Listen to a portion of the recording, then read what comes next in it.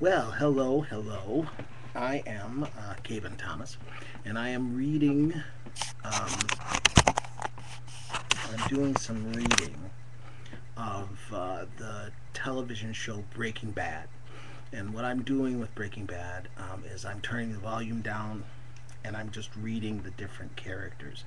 Again, to look at myself on the camera to see how my facial expression changes.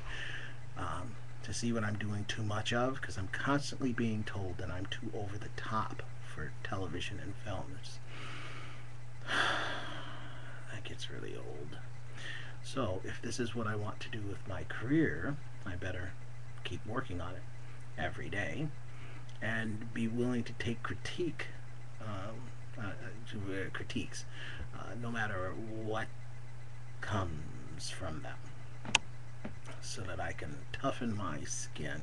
So if you have comments, you have concerns and criticisms, bring them, lay them on me. I'm willing to adjust as needed so that I can have something that's called a career in this field, which is really a tough field. Anyone who wants to do this needs to be damn near insane. And it has to be something that you are going to be committed to, willing to do silly things for, like reading every day and posting your crazy crap on Facebook. That's pretty nuts, isn't it? Anyway, so here we're doing Breaking Bad. This is from season 2, episode 8, Better Call Saul.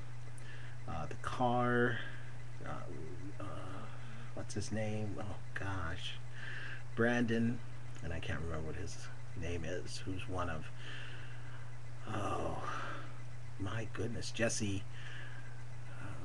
Pinkman's friends, Badger has just been arrested for selling dope to selling methamphetamine to an undercover DEA agent. They have him arrested. Walter White, the protagonist in the television show Breaking Bad. If you haven't seen Breaking Bad, you need to see it. Bryan Cranston, wonderful. I mean, all of these people are just artists. They're wonderful to watch, and they're so natural, and that's why I picked this show, is because their naturalness and their humor and their joy and their joie de vivre is just something to behold. It's like watching Yo-Yo Ma and Yasha Heifetz and Joshua Bell and Pinka Zuckerman, and throwing a little Roger Bobo, all performing in the same space. Anyway, neat experience. Odd sound that would be, but so is Breaking Bad. All right, so they're pulling in into Saul's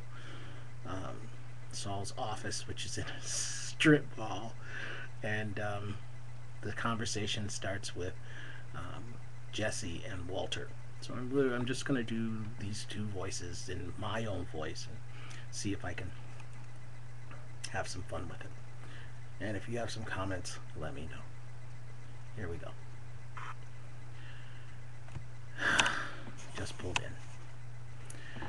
They're looking at how terrible this place is. Sooner or later, this is going to happen. You wanted exponential growth. Guys are going to get busted. Simple as that. How about we get him a real attorney? What the hell is this? This is who he hires.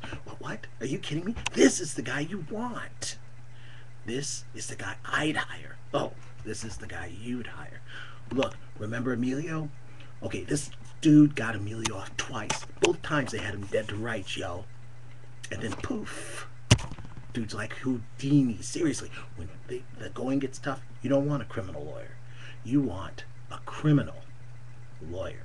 You know what I'm saying? Look, we're in good shape, Mr. White. Badger's too loyal to roll. Plus, he's scared shitless of me, all right?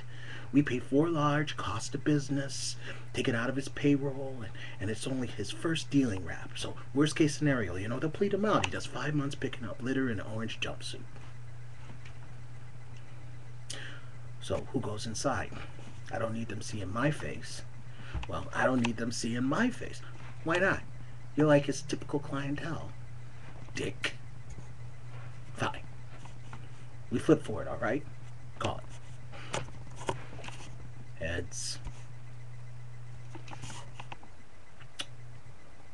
So now they're in the, now Walter White is sitting in the room waiting for his turn. He's in glasses and a hat, trying to be, but he's coughing.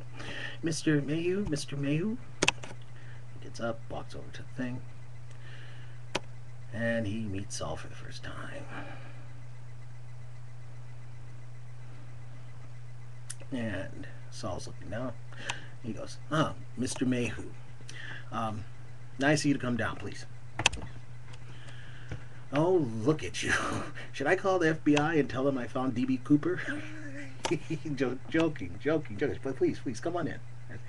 Come on, please, sit. Hello. Saul Goodman. Please, sit.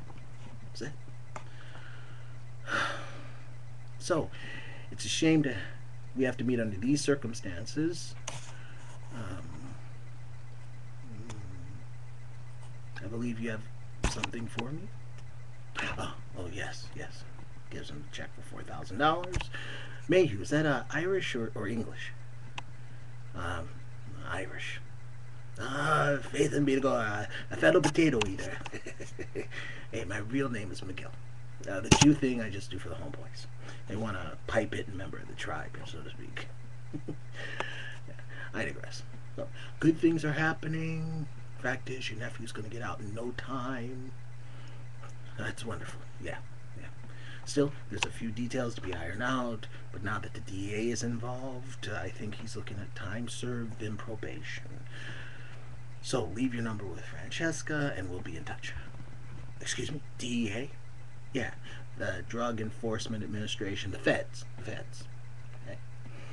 Look, I hope I'm not the breaker of bad news here, but your nephew got mixed up in some pretty nasty customers. I understand that, but what does that have to do with the DA? They're after some mystery man, some heavy hitter who goes by the name Heisenberg. They want this guy like the axe wants turkey.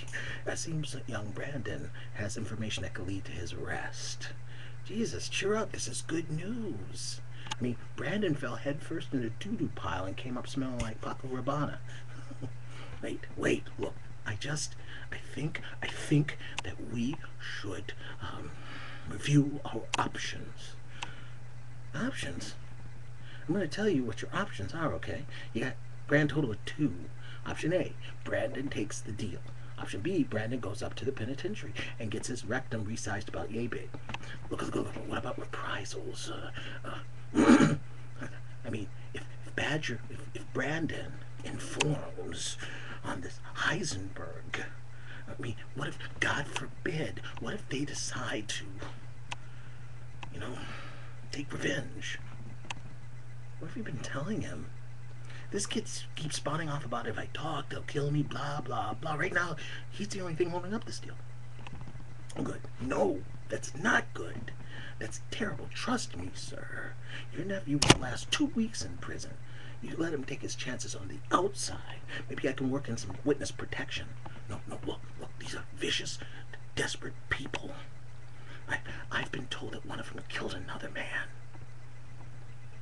by crushing his head with an ATM machine. People love to take credits for the fun ones. The guy who got his head smushed used to be a client of mine. His wife killed him, all right? It was open shot. Trust me, you folks have nothing to worry about, okay? I'm going to set your nephew straight, get him singing like a canary, all's right with the world. Because Saul goes to open the door, and he says, $10,000. He's coughing. He's coughing some more. He's coughing. Saul looks at him. $10,000 cash to you. I'm not saying to throw the case. Just no talking to the DEA. Are you saying what I think you're saying? Yes. What's it gonna be? What? Dude wouldn't take a bribe? That dude in there, Saul Goodman, we're talking about? Yeah, morally outraged, he said. Threatened to call the police. Wait, is Badger gonna spill? Like the Exxon Valdez. So, what do we do about it? End of scene.